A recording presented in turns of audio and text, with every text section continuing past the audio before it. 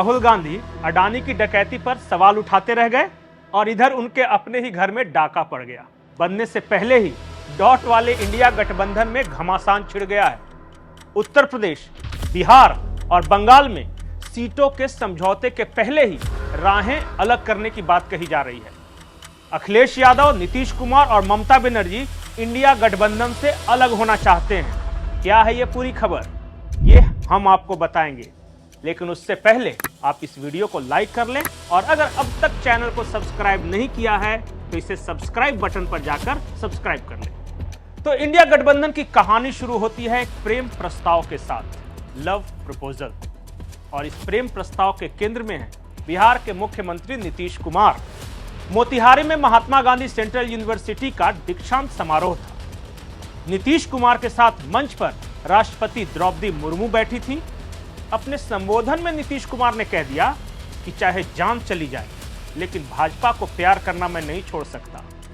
जब तक जिंदगी है ये प्यार बना रहेगा। अब जितने लोग हमारे हैं सब साथी है, छोड़िए ना भाई, हम अलग हैं आप अलग है, छोड़ो रे कैसे क्या हमरा तो दोस्तिया कहियो खत्म होगा। जब तक हम जीवित रहेंगे आप लोगों के साथ भी मेरा संबंध रहेगा, चिंता मत करिए। और सब मिल करके, सब हो करके इसको तेजी से करवा दीजिए और खूब बढ़िया हो जाएगा। तो इतना खुशी होगी और खूब अच्छा लगेगा, तो मुझको बड़ी खुशी होगी। आदरणीय राष्ट्रपति जी, हम तो आपको बोलवे किए हैं कल भी कि अब आप आई हैं, बड़ी खुशी, हम आपको पहले कहे न कल है, तो आप आ गई, अब यहाँ पर आई, बहुत खुशी है। हम तो चाहेंगे कुछ कुछ समय पर आप आते रहिए, तो हम आपको एक बार आपको पूर्वी पश्चिमी चंपारण पूरा राष्ट्रपिता का एक एक चीजवा हम दिखा देंगे, ताकि देखिए। तो इन्हीं शब्दों के साथ आप सबको मैं धन्यवाद देता हूं, अभिनंदन करता हूं, बहुत बहुत धन्यवाद। नीतीश सिर्फ भाजपा से प्यार करते तो कबूल था, लेकिन उन्होंने तो यह भी कह दिया कि मनमोहन सिंह सरकार के दौरान मैं गिड़गिड़ाता रहा लेकिन यूनिवर्सिटी नहीं बनी। वो तो भला हो 2014 का कि मोदी सरकार आई और मोतिहारी में महात्मा गांधी सेंट्रल यूनिवर्सिटी का सपना पूरा हुआ। तुम भाजपा को चाहो तो कोई बात नहीं, लेकिन मेरी चाहत कांग्रेस को गरियाओगे तो मुश्किल होगी। कुछ इसी तर्ज पर राजद गुस्से से आग बबूला है। राजद के प्रवक्ता शक्ति यादव ने कहा कि भाजपा हमारे लिए अछूत है और उससे प्यार करने वाला बदचलन और बेवफा। शक्ति यादव तेजस्वी के करीबी हैं।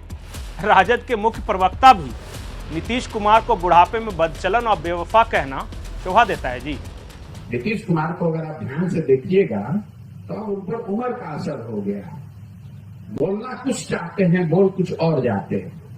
बोलना कुछ शुरू करते हैं और उसी बात को घुमाते रहते हैं जिलेबी की तरह। उनको पता ही नहीं चलता है कि कह क्या रहे हैं, फिर घुमा फिरा के उसी बात पर आ जाएंगे। आप किसी भी उनके पिछले एक साल की स्पीच को उठाकर देख लीजिए। ये एज का असर है कि दुनिया का नाश होने वाला है। मोबाइल का इस्तेमाल करने से लोग पागल हो रहे हैं। यही आपका काम है। आप साइकोलॉजिस्ट हैं, आप मनोवैज्ञानिक हैं। आपको जो जनता ने काम दिया वो तो आप कर नहीं रहे हैं। सड़क, बिजली, पानी, अस्पताल, विद्यालय बना नहीं रहे हैं। और दुनिया कब रहेगी और कब खत्म हो जाएगी ये भविष्यवाणी कर रहे हैं। तो नीतीश कुमार के बोलने का, अब पहले जब ये बोलते थे तो एक संजीदगी होती थी। आज नीतीश कुमार जो बोल रहे हैं इसको संजीदगी से आपको लेने की जरूरत नहीं। इधर घमासान सिर्फ बिहार में ही नहीं छिड़ा है, उत्तर प्रदेश में तो बात तलाक तक जा पहुंची है। यूपी कांग्रेस के अध्यक्ष अजय राय ने कह दिया कि अगर कांग्रेस घोसी सीट पर अपना उम्मीदवार दे देती तो समाजवादी पार्टी हार जाती।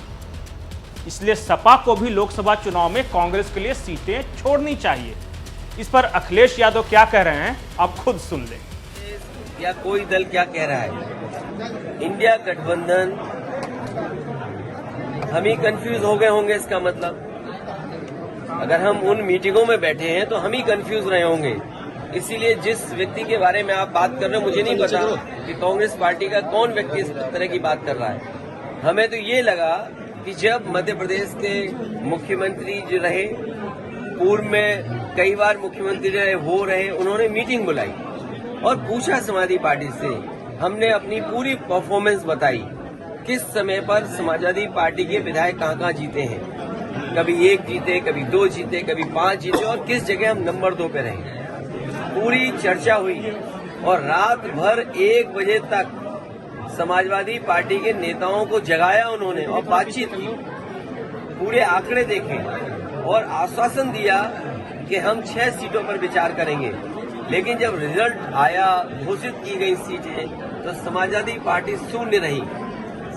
अगर ये मुझे पहले दिन पता होता कि विधानसभा स्तर पर कोई गठबंधन नहीं है इंडिया का, तो हम उसमें कभी मिलने नहीं जाती हमारी पार्टी के लोग, न अपनी हम सूची देते कांग्रेस के लोगों को, न कांग्रेस के लोगों का फोन उठाते। लेकिन अगर उन्होंने ये बात कही है कि गठबंधन नहीं है, तो हम स्वीकार करते हैं गठबंधन नहीं है। और गठबंधन अगर केवल उत्तर प्रदेश में केंद्र के लिए होगा तो उस समय विचार किया जाएगा, और जैसा व्यवहार होगा समाजवादी पार्टी के साथ वैसा ही व्यवहार उनको देखने को मिलेगा।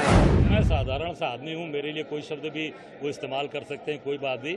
मैं कार्यकर्ता हूँ, कांग्रेस का छोटा सा कार्यकर्ता हूँ और कांग्रेस के लिए काम करता हूँ। अब उनके भाई मेरे लिए जो भी उनके मन में शब्द हो या जो बातें वो करें, मैं उसको स्वीकार करता हूँ। पर इतना ही हाथ जोड़कर कहूँगा कि अगर भारतीय जनता पार्टी को हराना है तो आपको मध्य प्रदेश में कांग्रेस का समर्थन करिए। मुझे जो भी गाली देनी है आप मुझे गाली दे दीजिए, पर भाजपा को हराने के लिए कांग्रेस का समर्थन करिए। आप भाजपा को चुनाव हराइए, और मुझे जो भी आप कहना चाहते हैं वो कह सकते हैं, मुझे उससे कोई फर्क नहीं पड़ता। अब वो मैं तो ये कहूँगा कि उनको बहुत प्यार पूर्वक, आराम से, बहुत ही धैर्य के साथ, जैसे हम लोगों ने घोसी में सहयोग किया उसी प्रकार उनको मध्य प्रदेश में सहयोग करना चाहिए और कांग्रेस को वहां मदद करिए। और आप कहते हैं कि भारतीय जनता पार्टी को हराना है, तो भारतीय जनता पार्टी को हराना है तो मध्य प्रदेश में कांग्रेस का समर्थन करिए, साथ दीजिए। बिहार और उत्तर प्रदेश में लोकसभा की करीब 125 सीटें हैं।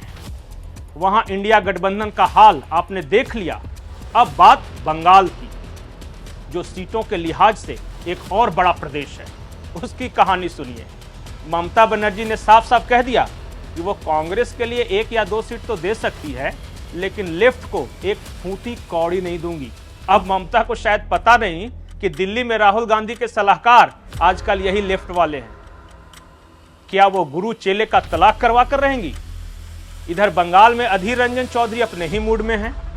उन्होंने साफ साफ कह दिया कि ममता कौन होती है हमें सीट देने वाली, ये हम फैसला करेंगे कि उन्हें कितनी सीट देते हैं। उत्तरी इस कॉन्फिडेंस पर तो सिकंदर भी मर बैठता। बंगाल, बिहार और उत्तर प्रदेश में छिड़े घमासान पर कांग्रेस फिलहाल चुप है। कांग्रेस ने तय कर लिया है कि सीट बंटवारे पर फैसला तो 5 राज्यों के चुनाव के बाद ही होगा। कांग्रेस को लगता है कि अगर विधानसभा चुनाव में उसका परफॉर्मेंस अच्छा रहता है तो इंडिया गठबंधन में वो अपने हिसाब से क्षेत्रीय दलों को सीटें दे सकेंगे। वैसे मध्य प्रदेश में सपा को कांग्रेस ने पूछा भी नहीं। अखिलेश भैया को थोड़ा अपमान तो जरूर महसूस हुआ होगा। नमस्कार।